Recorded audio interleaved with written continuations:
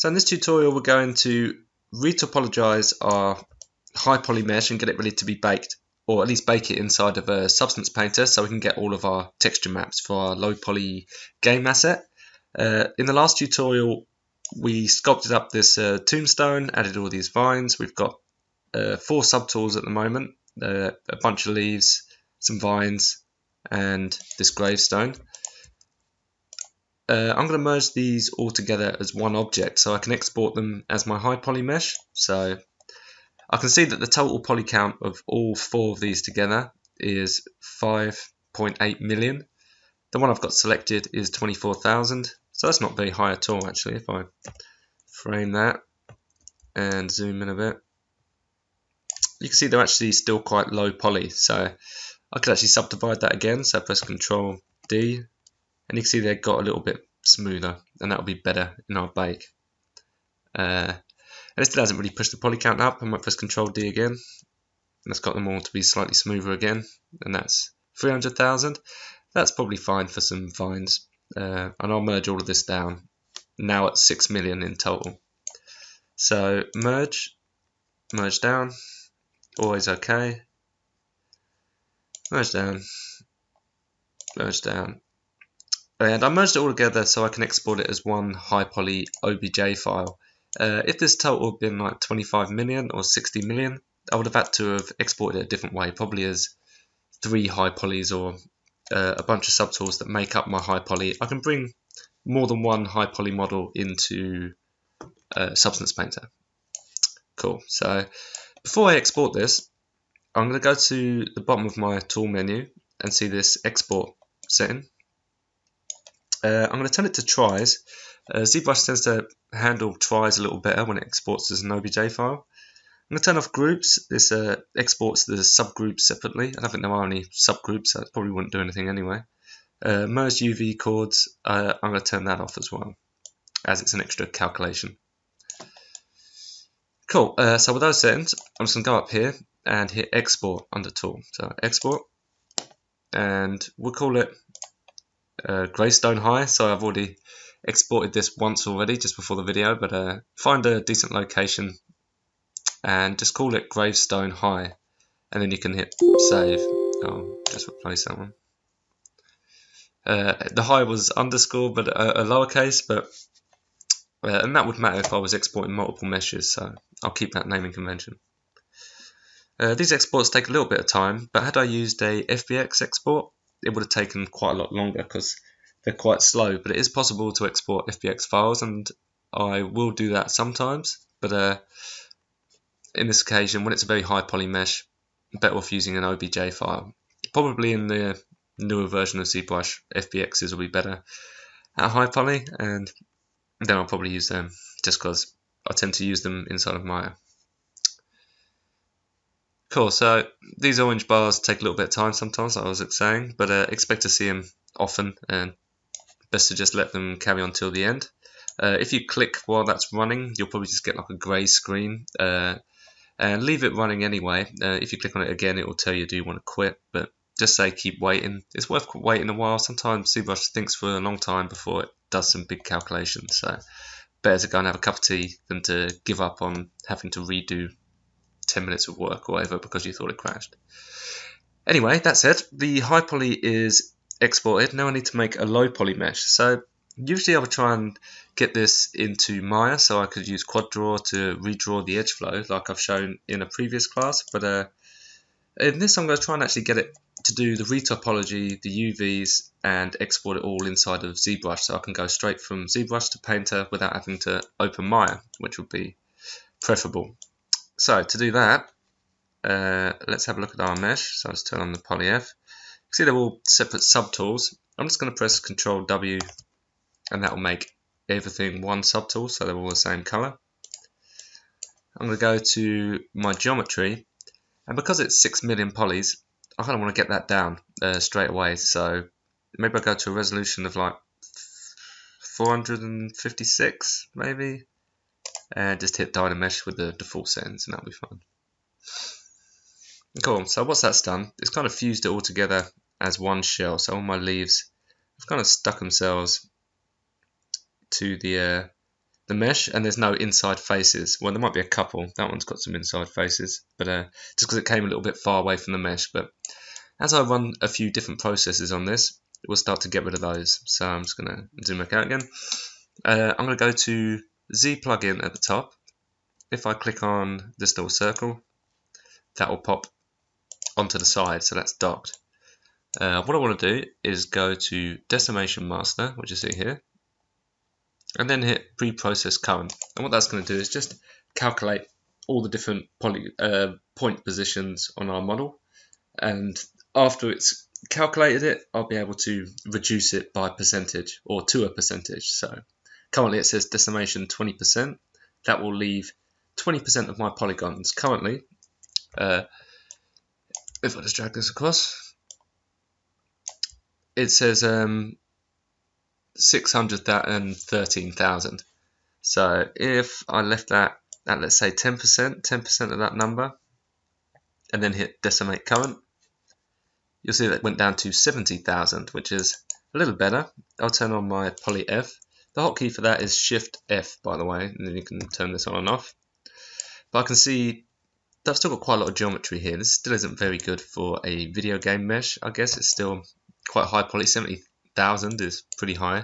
So I really wanted to get us down to these target numbers. So what I tend to do is I'll go down gradually, and as I go down through the numbers, I know what of this will turn into a normal map. So let's say all of this text, that's all going to look better on a completely flat surface than it will a undulated one like this, because it will factor in the edges of these triangles, which won't look very good.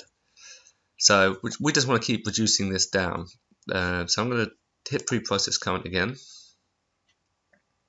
and maybe down to 40%. So we're taking 40% away from 70,000, and then I'll hit Decimate Current again. So that's gone down a bit further. I'm still got these shapes that I don't really want, so I'll pre-process it again. You'll see this pre-processing function takes a lot quicker for 28,000 than it is millions. So I might just do 40% again. So Decimate Current.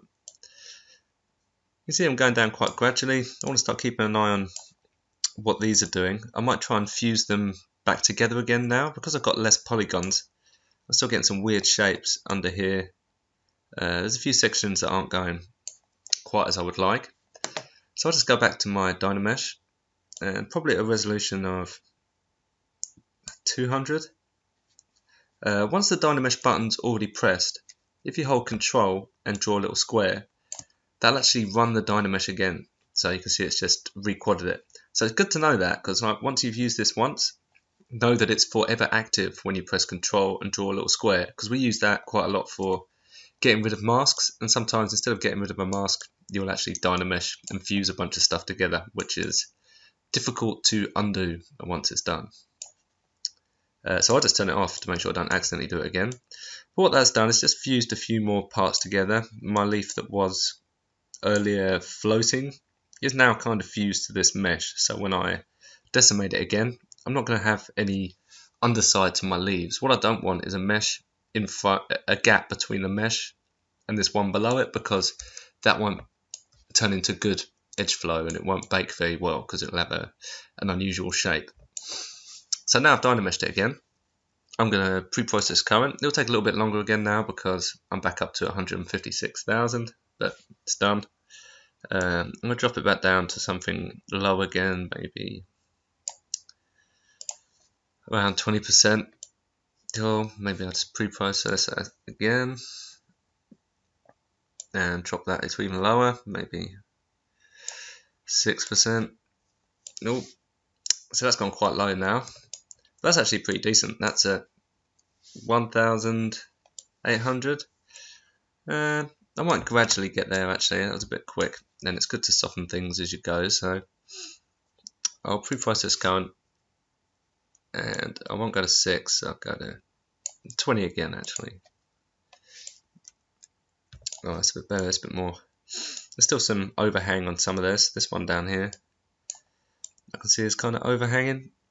I mean, this might seem quite time consuming, but to go over this in quad draw would take a while, so it's worth taking your time doing this and trying to get good results.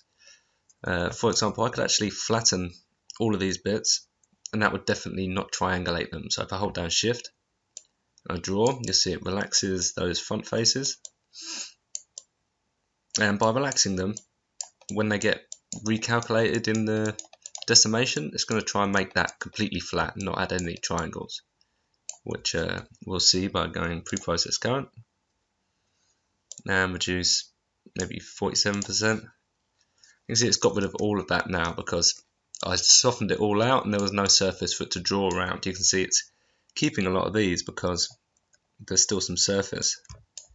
I can hold down Shift and maybe lightly touch on some of these, and no, that's not really going to help. No, let's just continue to reduce it. We're still at 3,500, so that's quite high, and that's points, not triangles or polygons. So there's 4 points to a polygon, 3 points to a triangle. So that's actually, well over the poly count that we want. So let's pre-process current. Go down to 22%. Hit decimate. I mean, that's getting closer actually, because that's a 785, and that times 4 is, well, that times 3 is what we've actually got, which, yeah, it's pretty good. I might get there a little slower. So pre-process current, and let's try 48.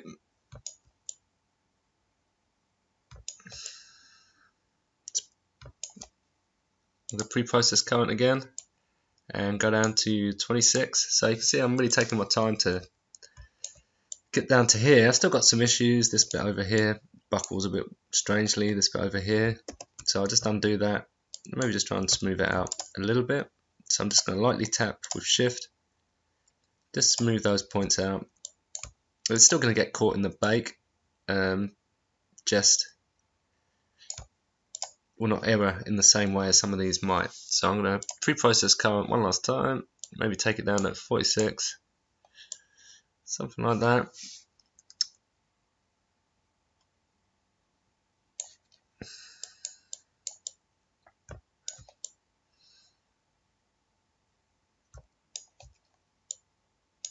So I might undo that. I'm still not 100% happy, so I might dynamesh it one more time. So maybe take that resolution down a little further, 120, and dynamesh that. You can see what that's done. That's really flattened it right out. Maybe there's still a little bit pinching here. Like, depending on how high you made your leaves, how much messing about you might have to do after. I'm just trying to maintain it as best I can, but not have any weird folding on my mesh. So that's probably fine. It's included quite a lot of it there, so I can go the pre-process current again, and then I'll decimate it down to maybe 16%. Okay. So do it again. Pre-process current, a little bit lower. Okay, so this is getting to be better results. I'm at 589 points, and I've not got any strange shapes occurring around here. I could go into Maya with this and clean it up a bit further just to get even better edge flow, but I'm feeling particularly not lazy. I think I can do just as good a job from here by trying to UV map it inside of Zbrush, and an opportunity to look at those tools. So this is our low poly mesh. Let's export it out just so we have it done. We're going to leave all our settings the same. I'm just going to hit export, and this will be our gravestone low. So just type in gravestone low. So we've got our high, we already exported, and our low, and it occupies the same 3D space. And that's really important when baking, that these meshes both occupy the exact same 3D space at the same scale. It's going to read just a distance away from the surface to see where the other mesh is, and that's how it will make its texture. Okay, so what I'm going to do is look at this from the side, and then hold down Control, and under here we can just draw a rectangle around the side here. So just across, so you want to kind of capture all of one side of your model, maybe just get it just under half. So I've masked all of there, so I was just holding down Control, drew that mask, press Control W, and that's going to polygroup it. So essentially what I'm going to do is say UV map based on the polygroups. So I've kind of selected this bit and I'll have two UV shells. It's going to have a slightly crunchy edge, I guess. I could fix that even further by, oops, not doing that. So I've got Dynamesh on, so I accidentally Dynameshed it briefly. What I might want to do is I could clean up some of this by using a different tool called Z-Remesher. Z-Remesher I'm going to probably do a bit of a bigger class on later on, but we're going to use it briefly just to fix some of these faces.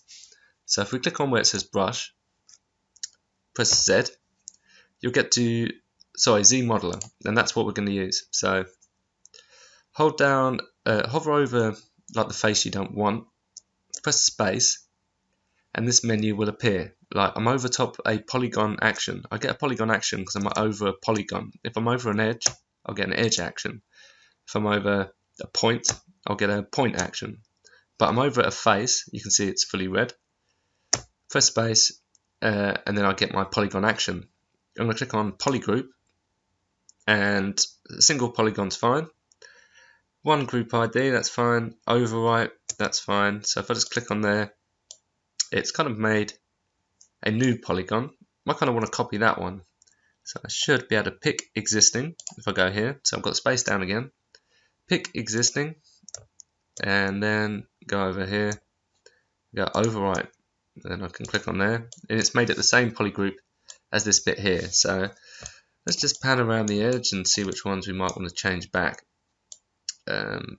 Probably we'll be better off keeping these ones this color. So if I pick existing again, grab that one, and go back to overwrite, click on that one, that one, that one, and I made that part of that shell. And go over here, maybe I'll click on, oops, don't accidentally miss them because you'll insert an edge loop. So that's what happens if I click on an edge, I'll insert an edge loop, and I don't want to do that. Definitely just click on the face and change the color of that. That one as well. Probably get that one. That one there. So I'm just trying to keep myself a clean edge. Consider this your UV seam, really, that we cut along the shape. So go there, there, and that one there, and maybe that one. Is that point? And that's kind of pointing away, that one. Oh no, just about. We'll stick it on there, it's fine. Oops.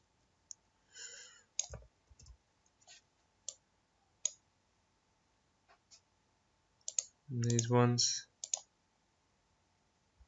There.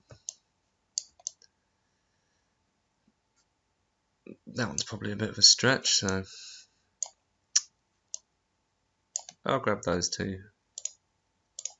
And over here, that one.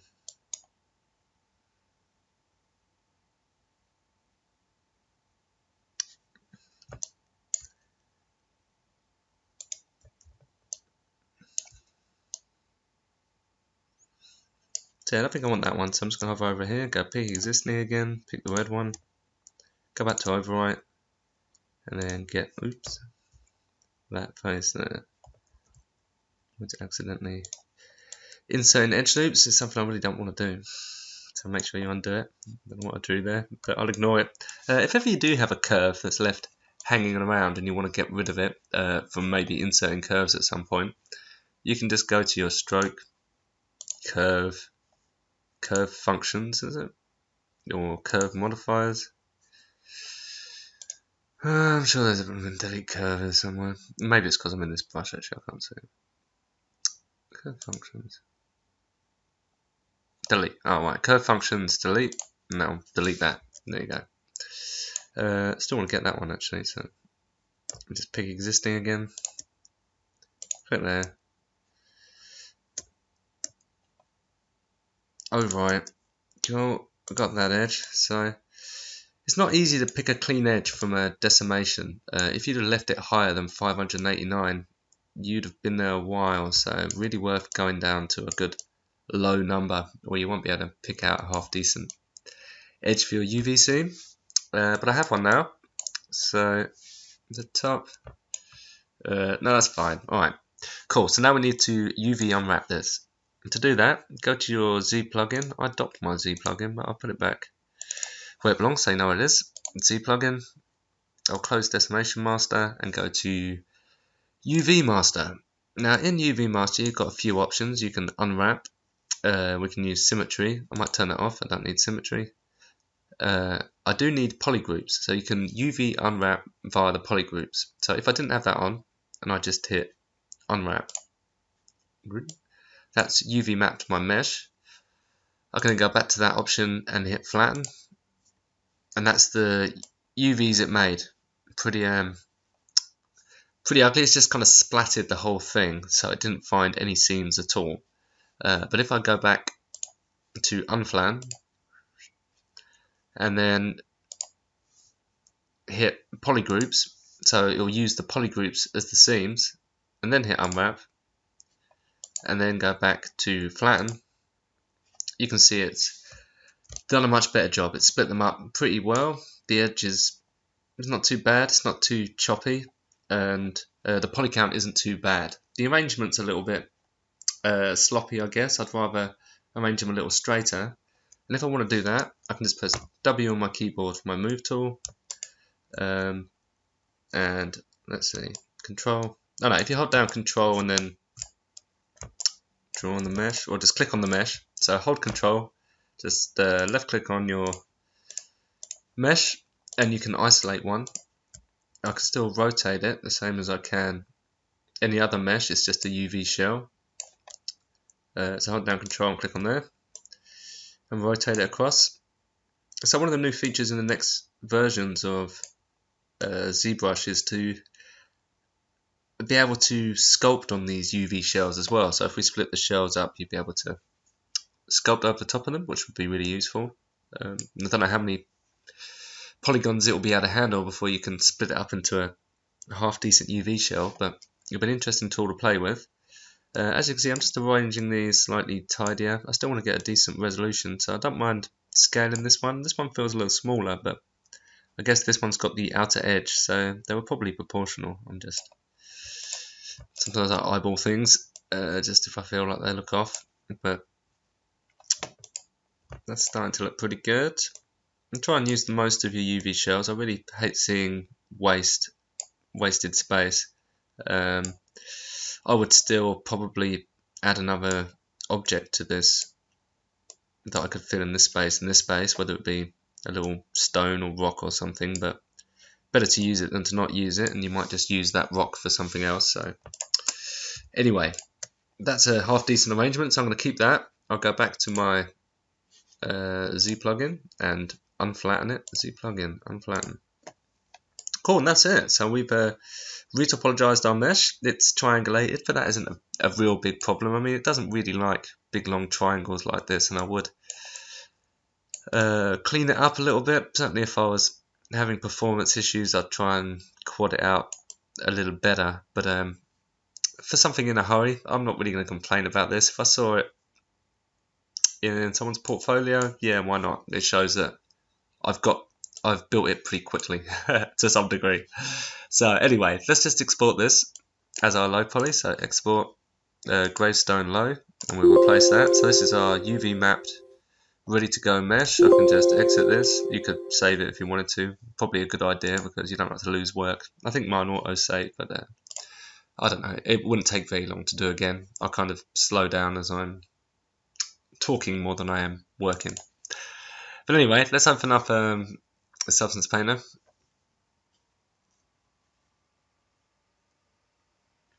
I should explain why Steve is here. It's not because I'm a Minecraft fan. I was teaching my son how to 3D model in Maya, so we had some reference of Steve in Minecraft that I thought he'd enjoy modeling.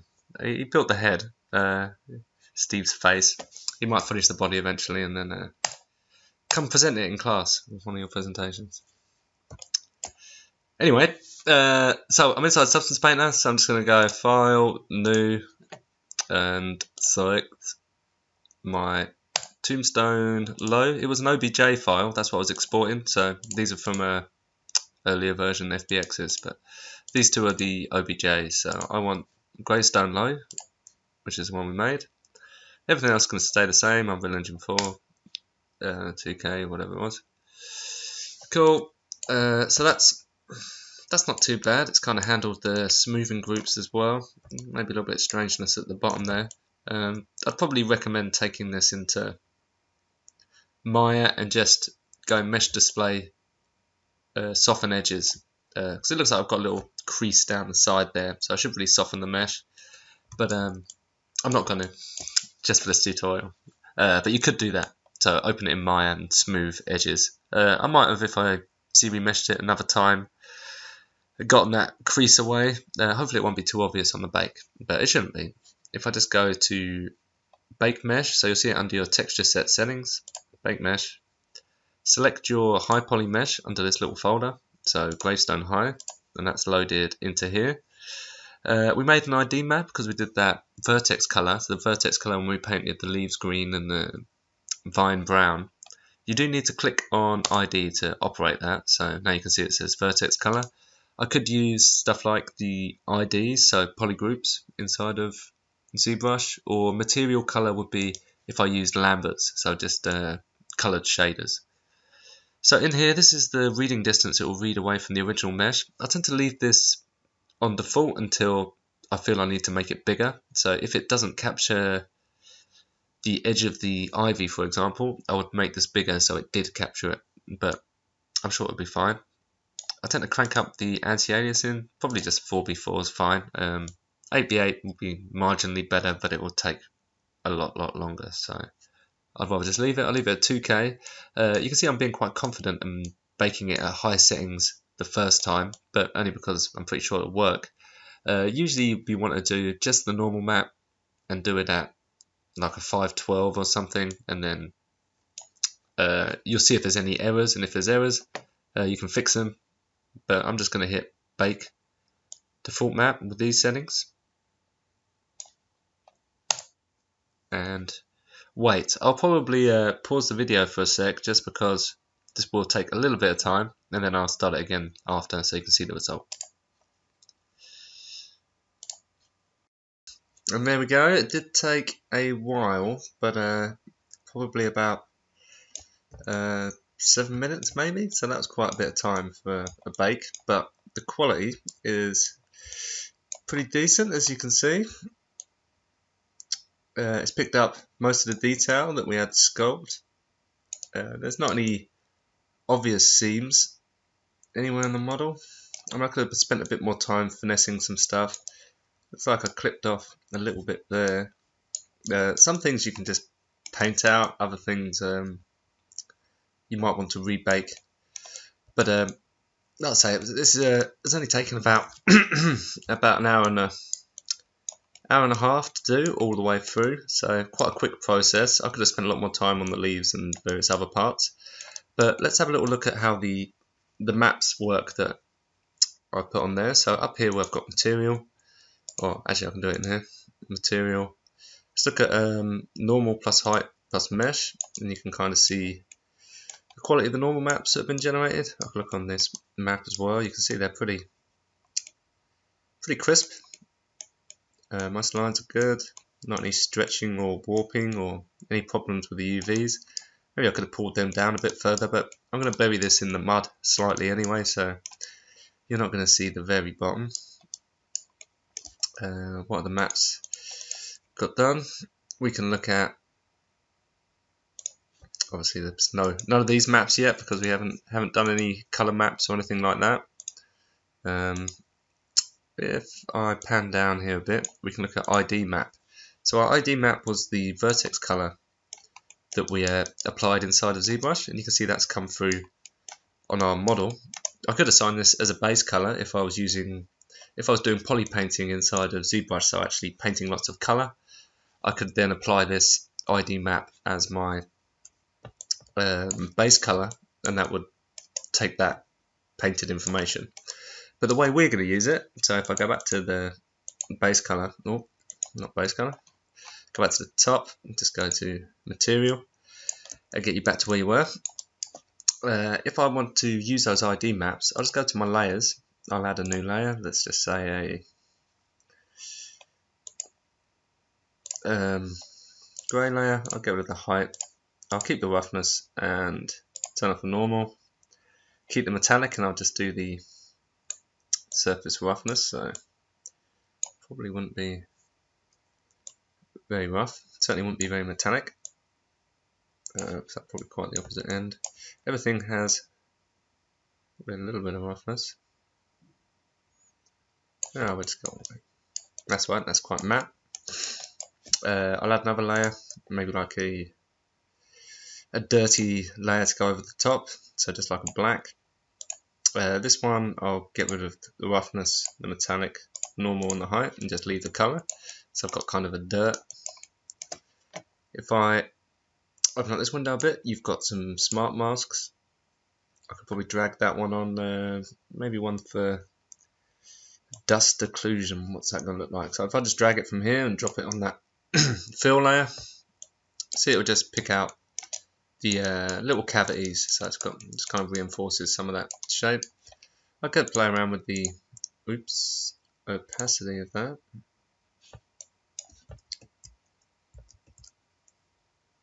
So drop that opacity if you find it's a little bit heavy. Well, it's only picking up a little bit of the extra on the shape.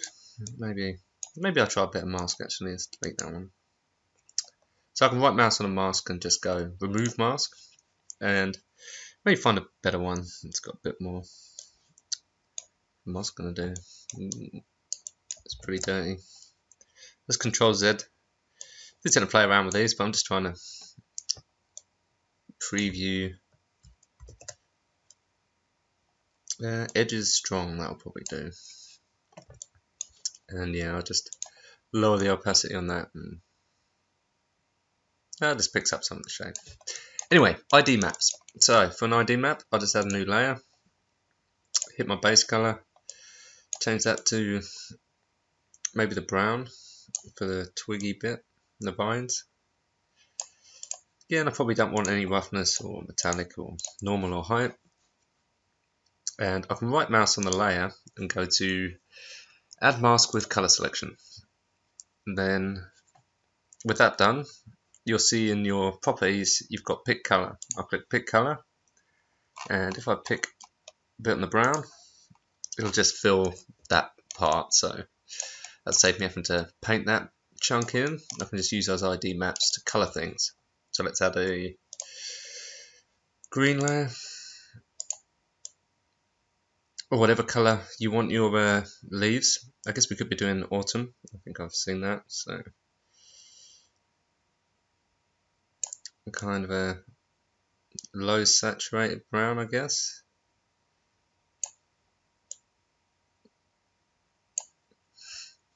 It's pretty similar to the other one. Maybe we'll go with oranges. Something like that. I'll probably lose my height and normal. I might keep a little bit of a roughness for these just to give them a little bit of shine. And then right mouse on it and add mask with color selection. Pick the color, maybe this dark green. And then I've got those leaves painted. And let's add another color. Maybe more of an orange. Maybe a red. Reddish orange. Something like that. I'll right mouse on it. Add mask with color selection. Pick the color. This other one. Maybe we can go a bit more towards the red.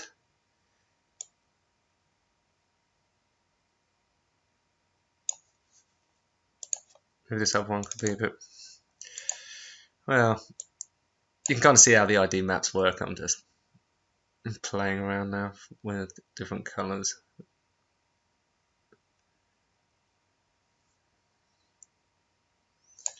Maybe I should have stuck with the traditional green. But anyway, yeah, let's just make them all green. Boring.